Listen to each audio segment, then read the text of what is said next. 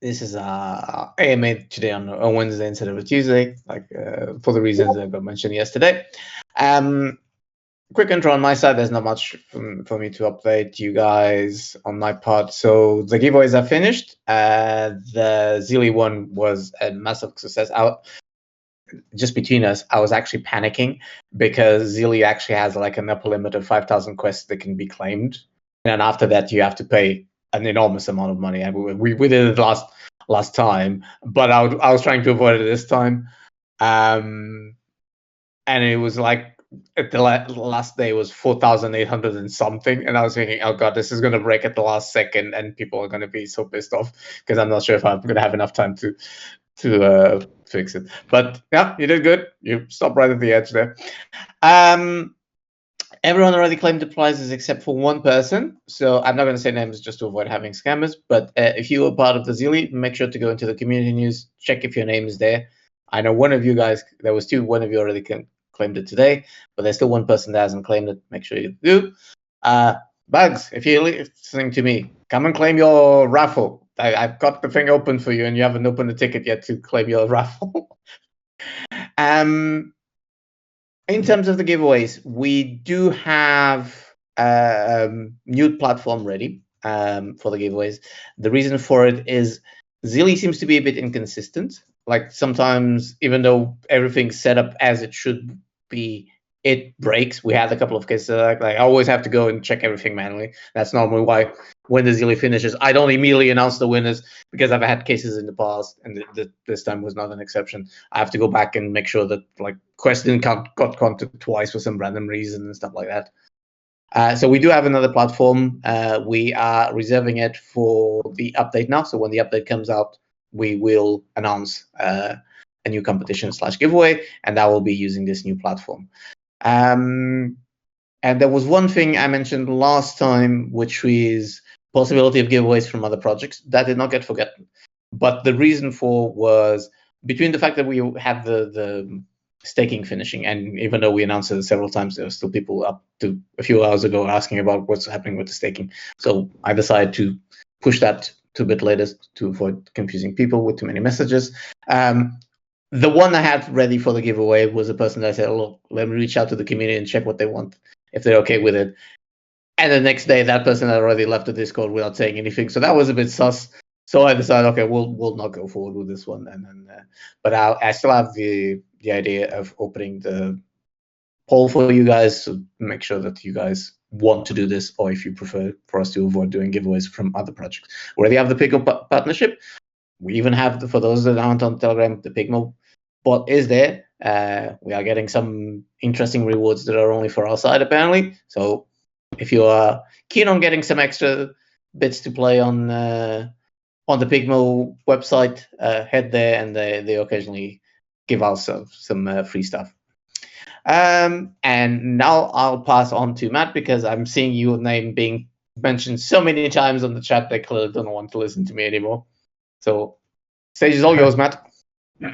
Hey, so sorry for pushing it to today, everyone. Yesterday was super chaotic day, and then obviously we're pushing like crazy trying to get this most recent update live. So I'm just going to give you guys some updates on where we are with that, why it's taken this long, and I'll go ahead and just lead by saying that I know that this is going to sound repetitive, but we are literally just small steps. If I was to quote our lead dev that's architecting this release, it's just a bunch of annoying little steps left. But one of the things that has really held us up so far in between like the last time that we've had an AMA and this time is it seems like once we get to that point where we're getting ready to push to production, we spot something that is necessary that we go back in and fix, clean up, or otherwise address.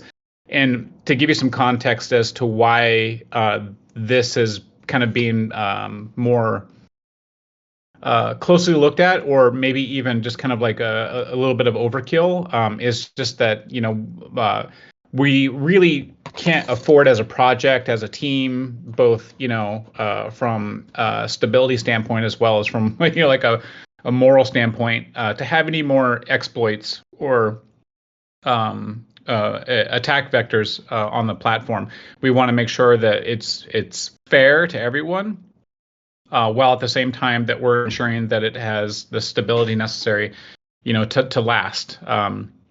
So in the process of moving towards this season 2 update that we've been intending to release, we've noticed a couple of times now through this process there's been some components that not necessarily would represent either a point of failure or an attack vector, but just that there was opportunity for improvement to make it more robust and safe, especially from a betting as well as a fairness standpoint.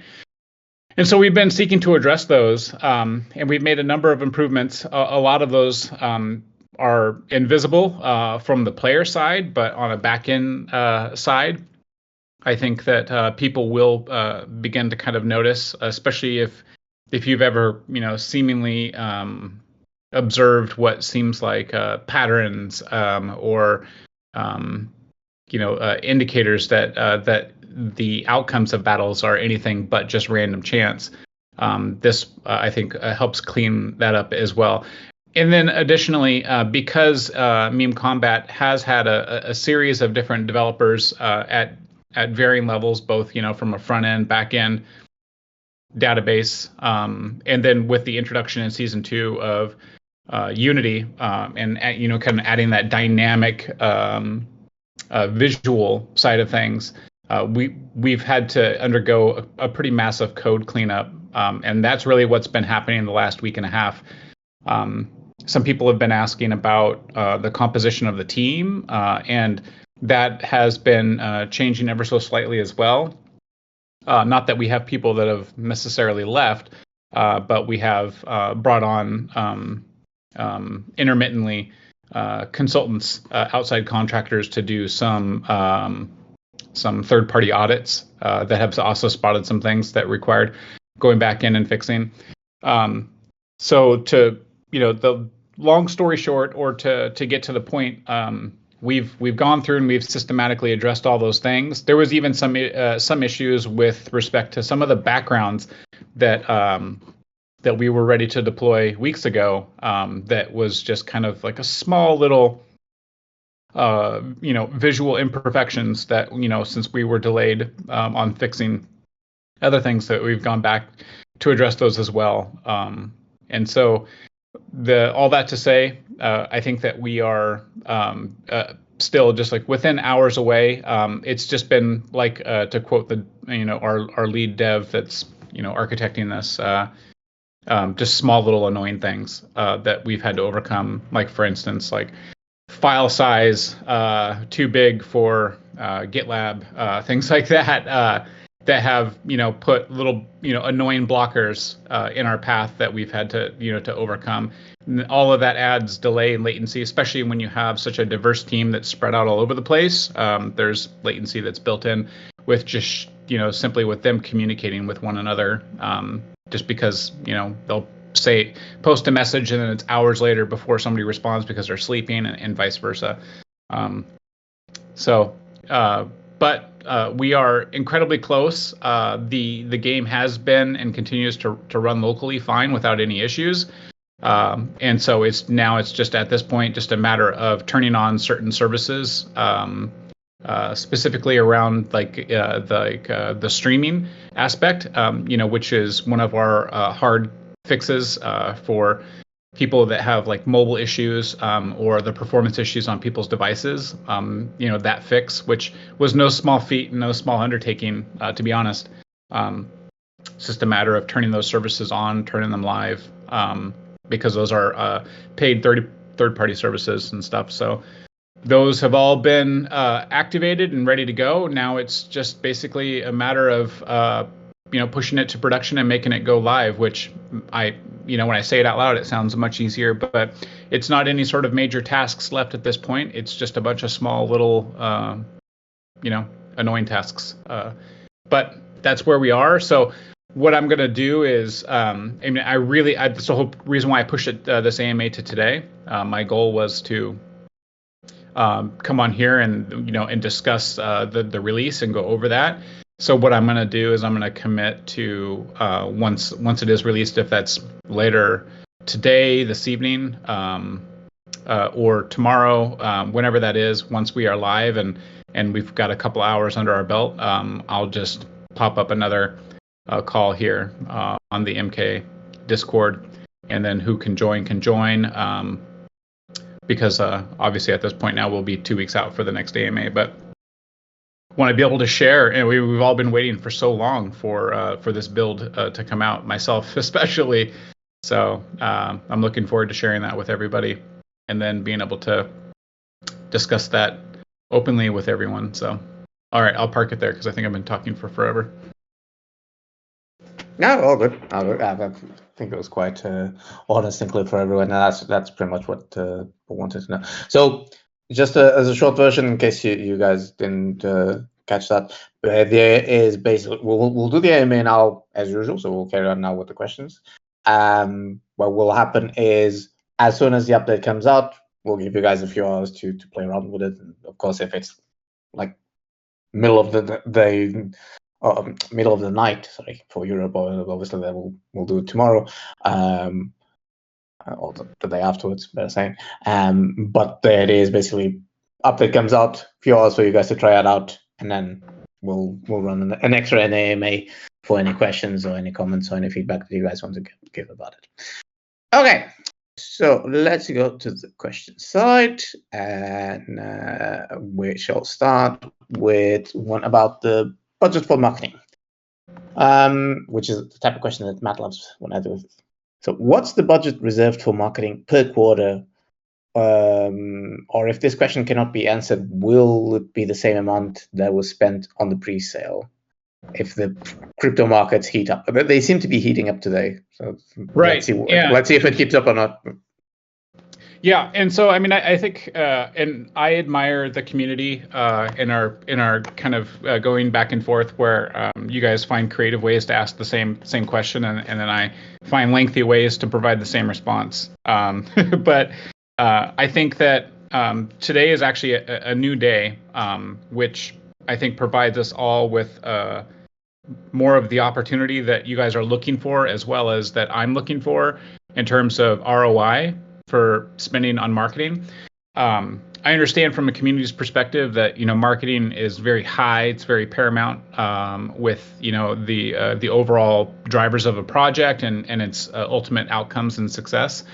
From my perspective, it's been kind of a tough gamble, especially if we're going to be honest, but more than 6 months now, the market has had very small brief periods where it's had kind of like a mini bull cycle, but for the most part, there's been so much fear and speculation around what was going to happen in terms of worldwide regulation, as well as entire countries either adopting or not allowing crypto-related assets. And so it's been a real tough market to both push a project, especially one that's in a constant state of change, like Meme Kombat. But like I said, today is a new day. Everybody, I think, has been kind of closely watching what has been unfolding over the last couple months that culminated yesterday. And obviously, anyone who's paying attention knows that the markets are responding very healthy today in regards to that.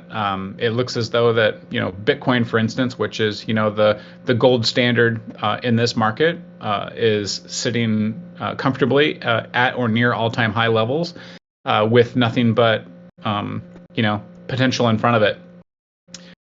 So I don't have a crystal ball in terms of what the market's going to do, but what I can say in a general sense is that when the market is healthy, when we're in a bull cycle, a true bull cycle, marketing dollars stretch much further and have a very much higher degree of impact, which is something that I'm comfortable with, as well as the rest of the team is really comfortable with. Instead of just chasing after that very short, very small, sometimes only hours long pump in token price, at which point people almost immediately exit the project. Being able to do some actual sustained long-term growth initiatives in a market that's open to supporting it has me way more encouraged. And so I wasn't really sure if this was going to be the case. But I think again, today is a new day. I'm super encouraged about where the market's at right now and its opportunity for growth, and how that impacts Meme Kombat. And I'll stop there. Okay. Question about the betting part. I think we already mentioned this, but this question that has been popping up a bit lately. Does the amount of tokens wagered in a battle determines the battle results? For example, 10k versus 1k. The 10k is less likely to win.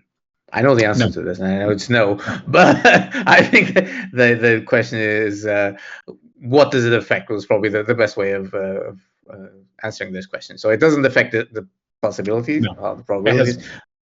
It has zero impact on anything related to the battle outcome or the accompanied statistics behind the stats behind each one of the contestants' player history. So, okay. Nope.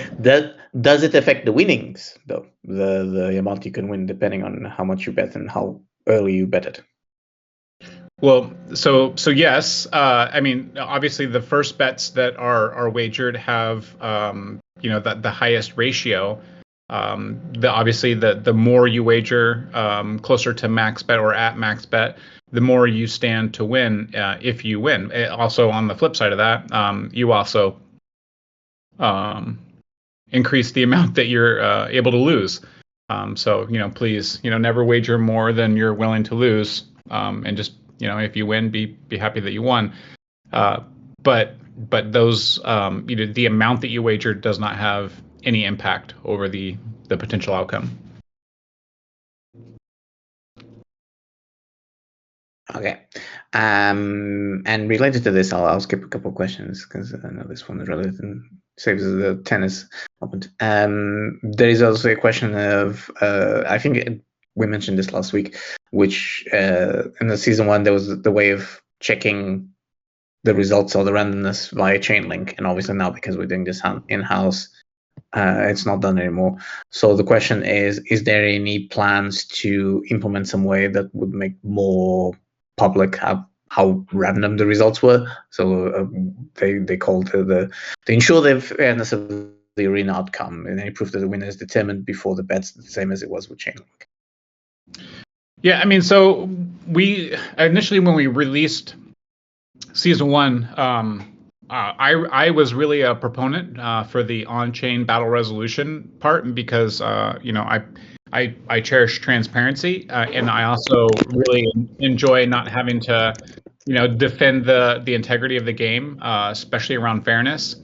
But as we all witnessed with season 1, one of the main reasons why we had a significant decrease in uptime for the platform was because of either stuck transactions or a failed transaction around a battle resolution, which caused the game to freeze or otherwise just not perform nominally. We rectified that with the season 2 build, but that kind of brought the battle resolution, the randomness of it, behind a closed curtain. And that was for 2 parts. Number 1, it was for resolving the performance issue. But the second part about it was also because, as we saw with season 1 and even with the release of season 2, is that there's constant eyes looking at our platform and the services that are attached to it for an opportunity to exploit them for personal gain or for other nefarious purposes. So we've adopted a strategy of trying to shield this platform from attack with essentially every either improvement or every step that we make. And unfortunately, that is a delicate balance that oftentimes results in less transparency around either code or what sort of a service that people are seeing on the front end, where that is being pushed from. And so we have taken steps internally, especially with this new release of this build, to bolster and improve the randomness, like I spoke about when we first got into this call. But with future releases, future builds, my ultimate goal for Meme Kombat is to not have it be a random generated outcome, but to have substantial user input that drives the outcome. Have you as an individual who's playing and the skills that you bring to the game, or your strategy that plays a massive part in the battle's outcome. I mean, obviously that's not with season 2, but like with any other skills-based game, that's where we would, where I'd like to see this platform go. That brings about a tremendous amount of planning and development, which is, what we've been, discussing, what we've been working towards. But for season 2 and ultimately for season 2.5, I'm not really sure how much transparency we can provide around game battle resolutions without jeopardizing the security of the platform, which I think should trump. The security should trump the transparency if it exploits a weakness or in some other way jeopardizes people's confidence in the platform.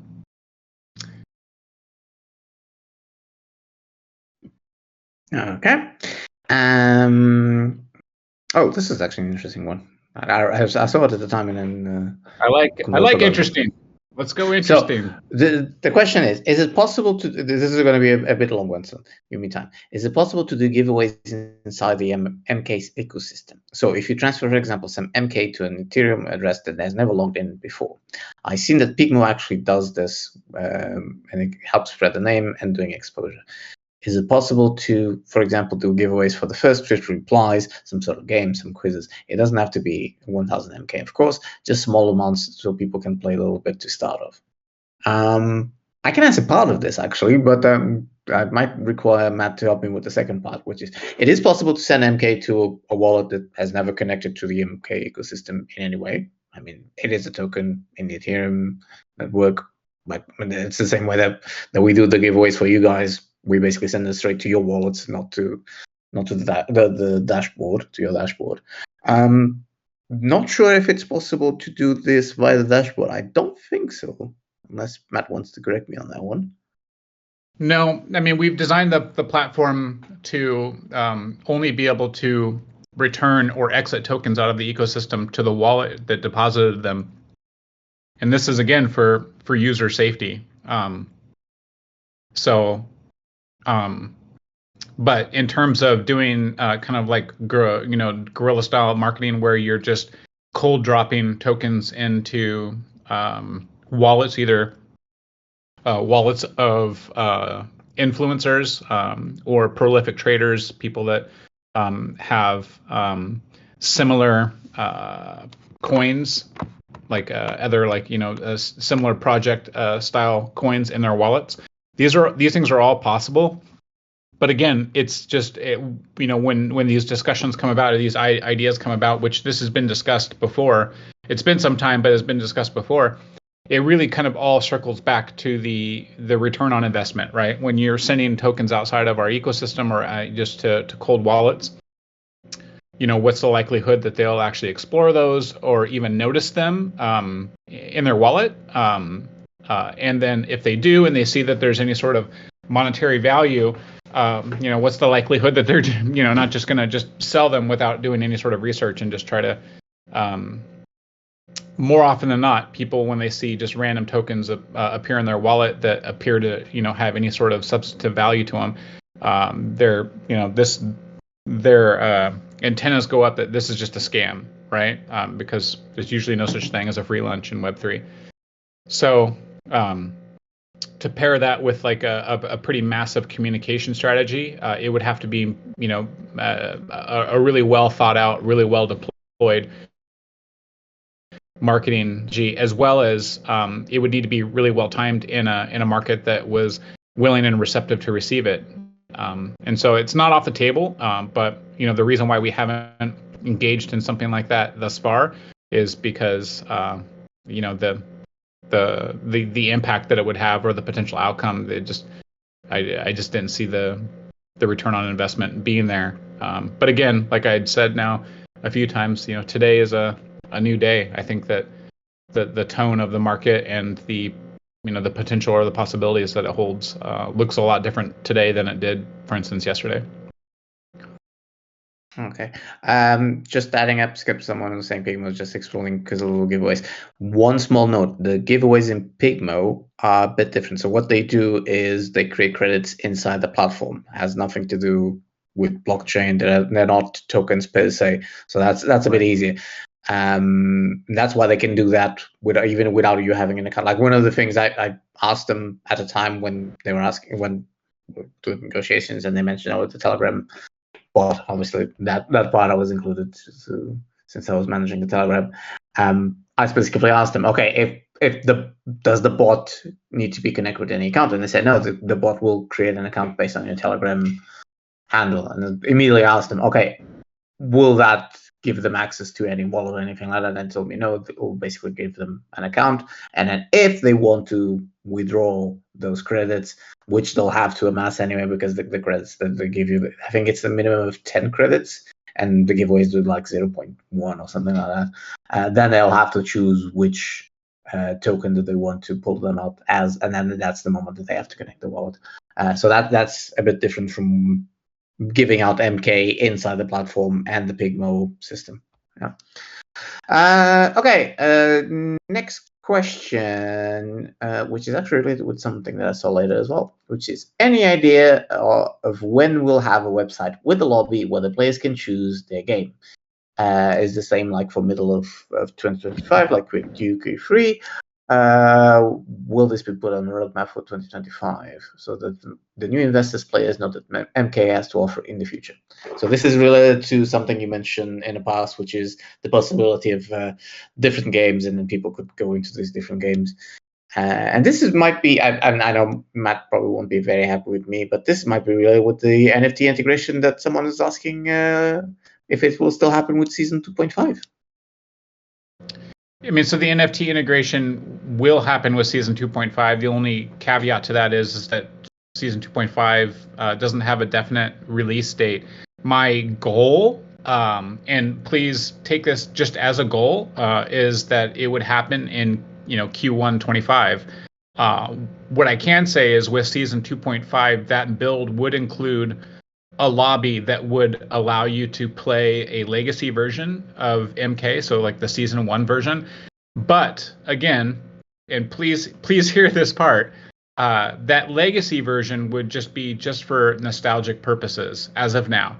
That legacy version would not, you would be able to use a version of MK that is not the real token. It would allow you to play it for nostalgic purposes, at least initially.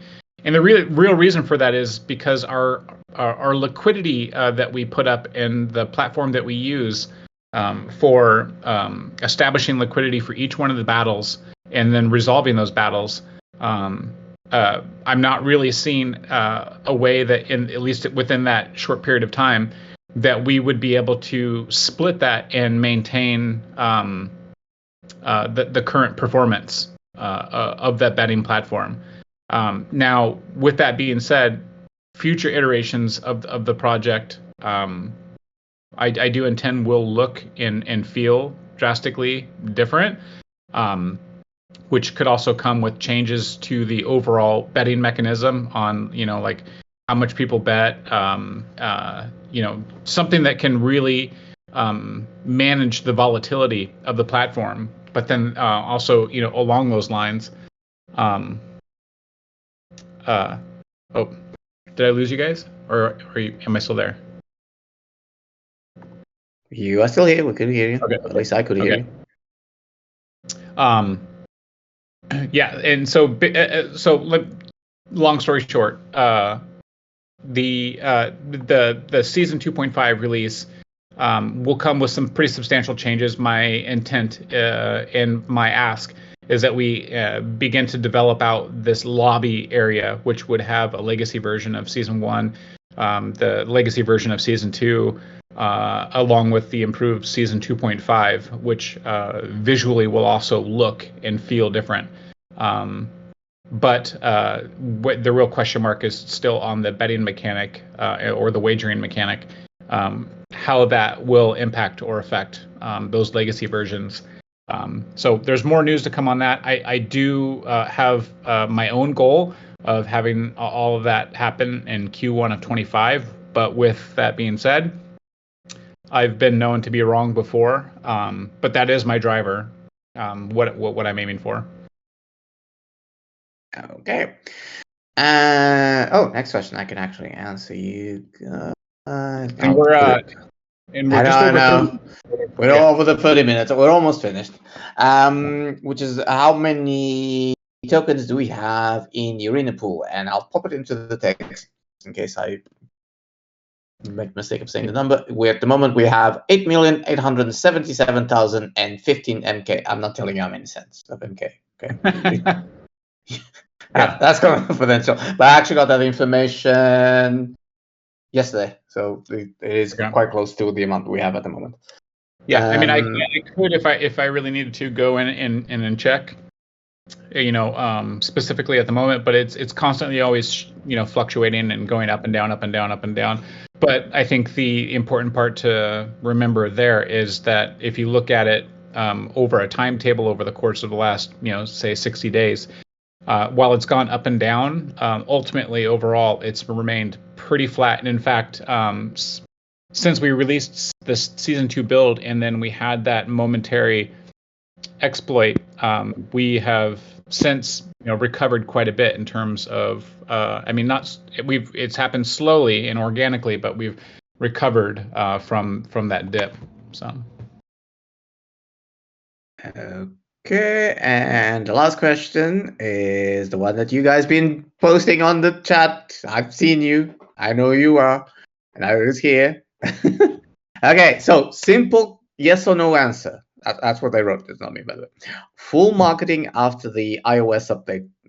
I'm guessing they mean the big update. It's not just iOS, but okay. So with full marketing, it's meant full, not some articles in some strange, suspicious website. I'd rather I just copy pasted that and seen that part. I love this strange stuff. So the question is full marketing after the iOS update, yes or no? Yeah, we have every intention, like we've said many of AMAs before. We have many intentions to do marketing, which includes those weird, strange websites that were just referenced. It's Web3, people. Everything's weird and suspicious in Web3. Yeah. Well, a website that you consider to be weird and suspicious is where other people, go to get their information, and we know this just because those websites provide the ability to track back not only people that have clicked on and read the article, the amount of time that they spend reading the article, but then also what their next moves were. You're right. There's conversion data there, which is one of the things I really appreciate when looking at making marketing decisions, how that translates. But there's also a lot of other things too that you can do to drive traffic not only to your website but also to get new eyes in front of a project. And so we're not really intending to put all of our marketing dollars in one bucket. That we want to make sure that we're spreading around. And like I've said before, we're not just going to be kind of like blindly firing in the dark. We're going to be looking for areas of opportunity that make sense, things that seem to be working, and then go heavier in that direction. And if things are not working, dialing it back and finding a new approach. And so I know that there's a lot of people, specifically in the community, a lot of people on Telegram, but other places as well, that have like these firmly held beliefs that they know what works in Web3 and that they have like this magic bullet that, from a marketing perspective, that always works. And please hear me when I say that that's not the case. What worked a year ago doesn't work today. What worked 3 years ago definitely doesn't work today. A lot of these platforms that were an amazing resource to help market and promote your project are now kind of scammy and defunct and no longer a good conduit. I think that what helps is when we return to a bull market and there's legitimate platforms that can do a good job of marketing and help spread positive speculation about your project as well as information, then those quickly rise to the top. And so our plan is to leverage those to whatever extent we possibly can, and then also then validate it with a return on investment. And I'll park it there again, Hermes, because my goal again is to jump back on when we get this most recent build. And I've missed a few messages actually from the devs just when I've been on this call. So I'm hoping that when I get off of here that I'll have some. Go and check the dev. I can handle the wrap up. Thank you very much for being here, man. I'll see you in a few hours, I hope. Yep, sounds good. All right. If those messages are positive, and I can. Thanks, everybody. I know you were waiting time, Bennett, but we had a bit more questions, and I'll promise that on the next AMA, the second you ask to speak, I'll put you up. I saw that your request was there. Someone's asking when the winners of the 50K contest. Like I said, I should be able to announce them this week. I'm just waiting for some feedback from some other team members, so it's not just me deciding who wins. There was quite a lot of entries, surprisingly, because the prizes were quite high, and we did have them in 3 platforms, and there's quite a lot of interesting entries. It's kind of scary what AI can do these days with some of the entries, I have to say. For Luko is saying so much for the yes or no answer only. Well, it was a yes, kind of. I think that's the closest we can. Folks, I think we'll cut it here. Like I said, hopefully in a few hours we'll be back here. Let's see what the dev said. I have no idea. He should run for it. No, I think the election's already over. So see you in a bit, I hope. And talk to you very, very soon. Again, I hope. Bye.